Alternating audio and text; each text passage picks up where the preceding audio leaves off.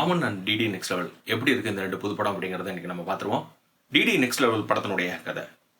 படத்துக்குள்ளார படம். அதாவது கதாநாயகன் ஒரு யூடியூப் மூவி ரிவ்யூவர். அவர் கிடைக்கிற எல்லா படங்கள்லையும் தன் இஷ்டம் போல் செஞ்சு விடுறது தான் அவரோட வேலை. இந்த மாதிரி படங்களை பற்றி தவறுதலாக சொல்லக்கூடிய ரிவ்யூவர்ஸ் எல்லாத்தையும் ஒவ்வொருத்தருக்கும் ஒரு கிஃப்ட் பாக்ஸ் போகுது, அவங்களுக்கு ஒரு டிக்கெட்டும் போகுது. அவங்கள அந்த தேட்டருக்கு போய் உள்ளே போன உடனே அவங்க கொலை செய்யப்படுகிறார்கள். இதே போல் ஹீரோவோட குடும்பத்துக்கு ஒரு டிக்கெட் வருது, ஃபேமிலியோட வாங்க அப்படின்ட்டு. இவர் அந்த தேட்டருக்கு போறாரு, சேச்சா சரியில்லை அப்படின்ட்டு வெளில வர. ஆனா இவரோட ஃபேமிலி எல்லாரும் அந்த தேட்டருக்கு போறாங்க, இவரும் உள்ள போய் மாட்டிக்கிறாரு. இப்ப உள்ள என்ன நடக்கு அப்படிங்கறதான் படம். தேட்டருக்குள்ளார ஒரு படம் ஓடுது, அந்த படத்துக்குள்ளார இந்த ஹீரோ உள்ள போய் மாட்டுறாரு. இவர் இல்லாம மொட்ட ராஜேந்திரனும் சேர்ந்து உள்ள வராரு. தேட்டருக்குள்ள ஓடக்கூடிய படம் கப்பல்ல நடக்கு. கப்பல்ல இருந்து ஒரு தீவுக்கு போகுது, தீவுக்குள்ளார ஒரு வீடு.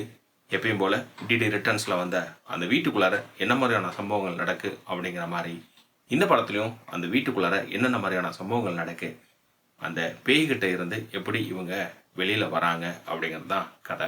டிடி ரிட்டர்ன்ஸ்ல ஒரு பங்களாக்குள்ளார கேம் நடக்கும். அந்த கேம் பேய் ஆர்கனைஸ் பண்ணுவாங்க. அந்த பேய்கிட்ட ஜெயிச்சுட்டு வெளியில வரணும். இந்த கதையில தேட்டர்ல ஓடக்கூடிய படத்துல கதாநாயகி பேயா மாறிடுறாங்க. அந்த பேயிலிருந்து மனுஷியா திரும்ப மாத்தி அவங்க ஃபேமிலியும் மீட் எடுத்துட்டு வரதான் கதாநாயகனுடைய வேலை. போன பார்ட்ல இருந்த நகைச்சுவை ஆகட்டும், த்ரில்லிங் ஆகட்டும், இந்த பாகத்துல எதுவுமே கிடையாது. இந்த படத்தினுடைய ஸ்கிரீன் பிளே, தேட்டர், கப்பல், அது விட்ட ஒரு வீடு, அவ்வளவுதான். அதாவது கப்பலில் ஒரு 2-3 நாள் தான் ஷூட் வச்சுருந்துருப்பாங்க போல. பெரிய அளவுக்கு ஒன்றும் இல்லை. ஒரு வைடு, ஒரு க்ளோஸு, அங்கங்கே ஒரு 4-5 ஷாட்டு கப்பலில் காட்டிட்டு மீதி எல்லாமே செட்டுக்குள்ளார தான் நடக்குது. அதே போல் தீவில் ஒரு ஹோட்டல் இருக்குது, அந்த ஹோட்டலுக்குள்ளார இந்த சம்பவங்கள்லாம் நடக்கு அப்படிங்கிற மாதிரி அது ஒரு செட்டு. அதை விட்டா முக்கால்வாசி பென்னி மில்லோட செட்டு தான். படம் அங்கே நகருது இங்கே நகருதுன்னு பார்த்தா எங்கேயுமே நகராமல் ஒரே நேர்கோட்டுக்குள்ளார தான் போயிட்டுருக்கு. அதே போல் இந்த கனிவல் கேரக்டர் எல்லாமே ராங் டர்ன் சீரீஸ் எல்லாம் பார்த்துருந்தோம்னா இது ஒன்றும் அவ்வளோ ஒன்றும் சிறப்பு ஒன்றும் கிடையாது.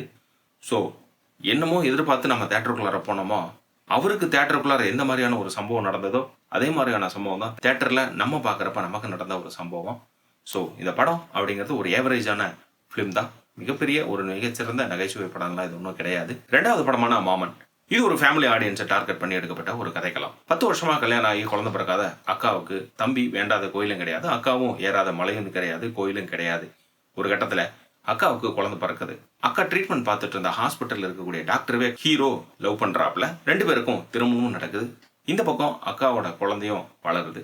தாய்மாமன் தான் அந்த பையனுக்கு எல்லா வேலையும் செய்யறது. காலையில பெட்ல இருந்து எந்திரிக்கிறதுல இருந்து நைட்டு பெட்ல கூட தூங்குற வரைக்கும் தாய்மாமனோட கடமையை தான் இது. இந்த நீச்சி அப்படிங்கிறது ஃபர்ஸ்ட் நைட்லயும் தொடர ஆரம்பிக்குது. கதாநாயகிக்கு செம கடுப்பாகுது. இங்க வேண்டாம் அப்படின்னு வேற வீட்டுக்கு போக, அங்கேயும் நான் தான் வருவேன் அப்படின்னு அந்த பையன் வர, உச்சபட்ச காண்டில் கதாநாயகி என்ன பண்றாங்க, திருச்சியிலிருந்து மதுரைக்கு டிரான்ஸ்ஃபர் வாங்கிட்டு போறாங்க. கதாநாயகனும் சேர்த்து இழுத்துட்டு போறாங்க. அங்க ஒரு குட் நியூஸ் ஒன்று நடக்கு. அதே போல மாமா இல்லை அப்படிங்கிற அந்த ஏக்கம் அப்படிங்கிறது பையன்கிட்ட இருந்து கொஞ்சம் கொஞ்சமா விலக ஆரம்பிக்குது. அது ஏன் எதுக்கு அப்படிங்கிற ஒரு ட்விஸ்ட் ஒன்று இருக்கு. இந்த ட்விஸ்ட் என்னங்கிறது ஒரு கல்யாணத்துல தெரிய வரப்ப பூதாகரமா வெடிக்குது பிரச்சனை. இதுல அக்காவும் தம்பியும் பிரிய ஆரம்பிக்கிறாங்க. இவங்க 2 பேரும் எப்படி சேர போறாங்க அப்படிங்கறதுதான் படம். சூரி படத்துல என்ன பண்றாருங்கிறது பாக்குறவங்களுக்கும் தெரியாது, அவருக்கும் தெரியாது. கேட்டா ஸ்வீட் கடை ஓனர் அப்படிங்கிறாங்களே தவிர அவர் ஸ்வீட் கடைக்கு போனதும் கிடையாது. அக்கா, ஒய்ஃபு, அப்புறம் விட்டா மாப்பிள்ள, இந்த 3 கேரக்டர் கூட தான் டிராவல் ஆகிட்டு இருப்பாப்புல. அதே போல் அக்கா டீச்சர், அதுவும் அப்படிதான். அக்காவோட வீட்டுக்காரு, அவர் என்ன பண்ணுறாருங்கிறது தெரியாது. கதாநாயகி மட்டும்தான் டாக்டருங்கிறதுனால அதை காட்டிட்டு இருந்தாங்களே தவிர மீதி இருக்கக்கூடிய கேரக்டர் எல்லாம் யார் என்ன அப்படிங்கிறத எந்த ஒரு ரியாலிட்டிக்காகவும் காட்டவே கிடையாது இந்த படத்தில். மெயின் ஃபோக்கஸ் எல்லாமே பார்த்துட்டு இருக்கிற ஆடியன்ஸை அளவிக்கணும்பா, அவ்வளோதான். ஒரு 4 பேர் அழுந்தாங்கன்னா அவங்க 5 பேர்த்துக்கிட்ட போய் சொல்லுவாங்க, அப்புறம் தேட்டருக்கு எல்லாரும் வர ஆரம்பிச்சிருவாங்க அப்படிங்கிற டார்கெட்டில் பண்ணியிருக்காங்க. படத்தினுடைய கதையை சூரிய இணைஞ்சு எழுதியிருக்காரு. இதுல மெயினா எதிர்பார்த்த இன்னொரு கேரக்டர் யாருன்னா திரு ராஜ்கரன். அவருடைய ஒய்ஃபா வரவங்க விஜய். ஸோ இவங்களுக்கு ஒரு பிளாஷ்பேக் ஸ்டோரி ஒன்று இருக்கும், இல்லை இவங்கனால ஏதோ ஒரு ட்விஸ்ட் அண்ட் டேர்ன் நடக்கும் அப்படின்னு பார்த்தா எமோஷனலா இவங்களை வச்சு முடிச்சு வாழ்ந்தா இவர்களை போல வாழ வேணுமாப்பா அப்படிங்கிற மாதிரி முடிச்சு விட்டுருக்குறாங்க இவங்க கதையை.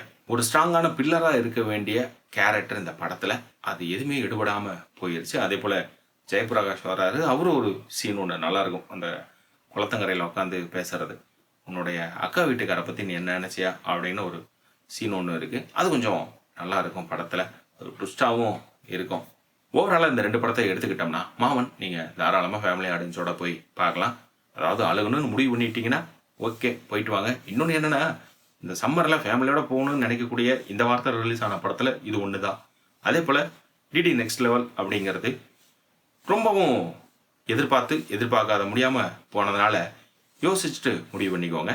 ஸோ நம்ம சேனலில் மற்ற படங்கள் ரிவ்யூ இருக்குது பாருங்கள். மறக்காமல் சப்ஸ்கிரைப் பண்ணிட்டு மற்றவங்களுக்கும் ஷேர் பண்ணுங்கள்.